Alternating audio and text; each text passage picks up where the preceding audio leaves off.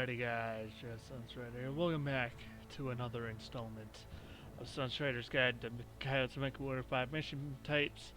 Today is going to be a little bit of a shorter episode because we are going to be taking a brief look at Endgame Missions, what they'll entail and all that stuff. I'm not going to go in depth with any of them. I'll explain that in a couple minutes. But jumping in, Endgame Missions, what the hell are those? Coyote, being the sadistic mod developer he is, always wants to give the player a challenge. Of course, balance is in the eyes of the beholder.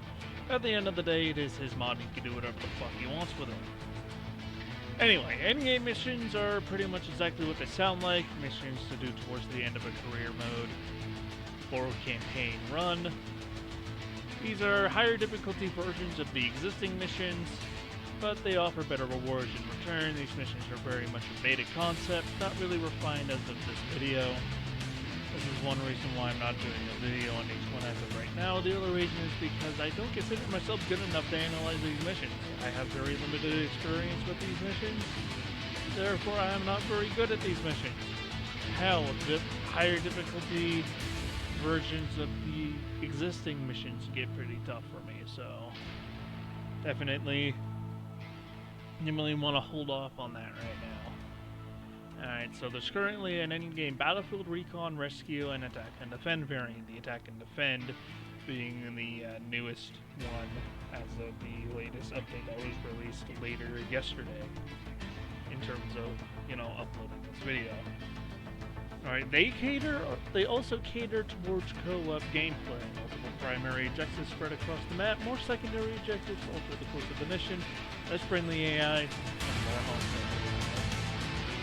Alright, so being able to have a group of friends to rely on will definitely help you, or even at least one extra friend to help you. However, given my limited schedule nowadays, me and Coyote haven't had a chance to really do much in terms of co-op. Hopefully we will be able to soon.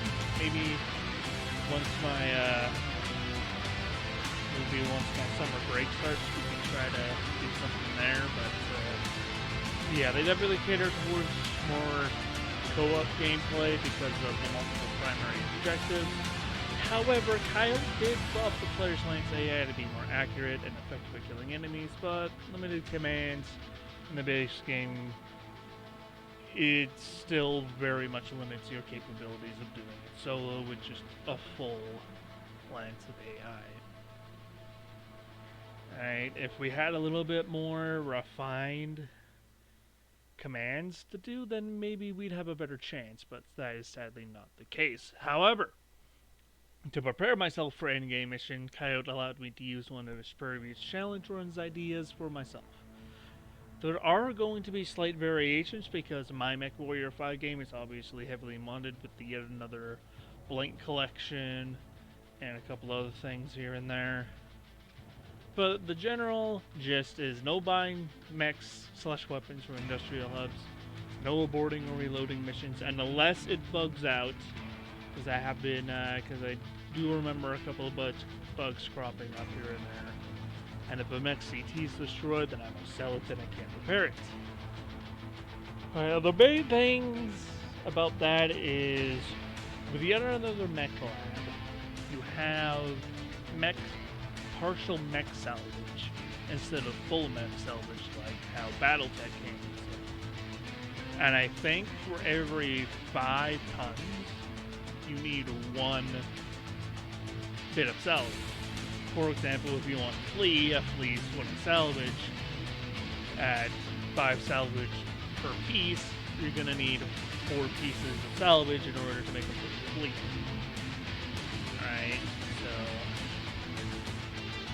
that's that. And then there's also another thing. Another Mac Lab introduces Cool Shot, and Cool Shot,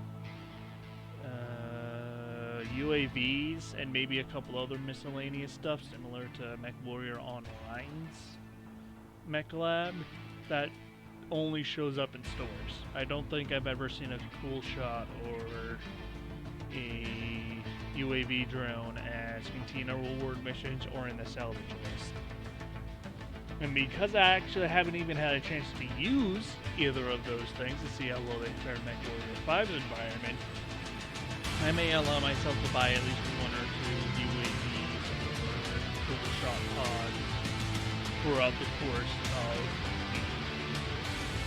of the campaign. But that's only equipment and not a full mech or a like high tier weapon. So I don't think it's that big of a deal. So yeah, the couple of things that I'll twist because of my mod list, but Coyote did give me permission to use his challenge idea. He started another challenge room, which is like light mechs only, but I'm not good enough for that. Hell no! I'm not brave enough boy for that.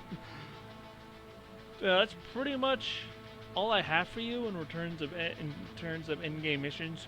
Once this challenge one is over, and it'll be over when I'm satisfied with everything I've accomplished, I guess, then I might start trying some of these endgame missions, get a feel for them, and then perhaps in the future, once that challenge run is done, I will be able to do legitimate videos on them. And then, considering that Coyote's mission pack is always in development and things are always changing, I may redo a couple videos that are outdated and obsolete depending on how many drastic changes are made to the mission. I know attacking a fan, the shredder turrets were replaced with firestorm turrets. Coyote is adding in a whole fucking exploration fucking mission thing and all that crazy stuff. But that will be stuff to consider in future installments to the guide playthrough, playlist, even. And that's all I have for you guys today. Thank you all for watching. I'll see